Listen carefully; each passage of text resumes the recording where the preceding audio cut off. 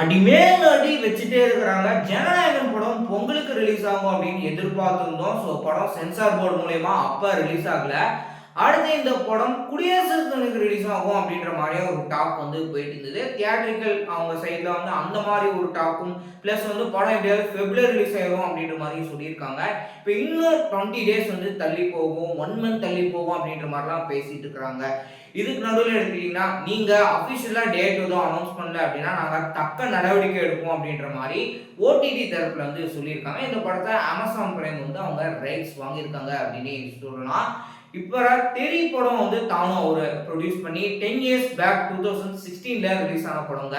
அந்த படத்தை ஜனநாயகம் ரிலீஸ் ஆகலைன்னா என்னப்பா புது படம் ரிலீஸ் ஆனாலும் நம்ம பழைய படத்தை விடுறோம் அப்படின்னு சொல்லிட்டு பிளான் பண்ணி அவங்க பக்காவா வந்து டேட்லாம் ஃபிக்ஸ் பண்ணியிருந்தாங்க. பொங்கலுக்கும் அந்த படம் ரிலீஸ் ஆகல.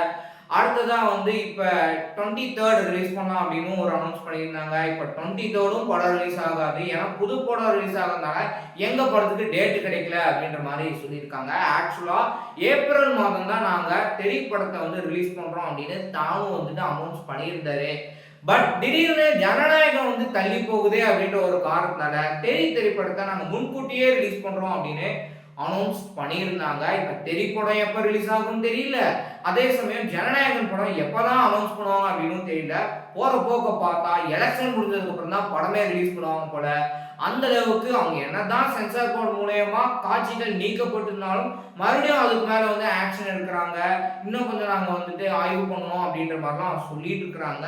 ஸோ பொறுத்திருந்து தான் பார்க்கணும் ஜனநாயகன் படம் எப்போ வெளியிட போறாங்க அப்படின்னு சொல்லி. எப்போ ரிலீஸ் பண்ணா கரெக்டா இருக்கும் அப்படின்றத கீழே கமெண்ட் செக்ஷன்ல சொல்லுங்க.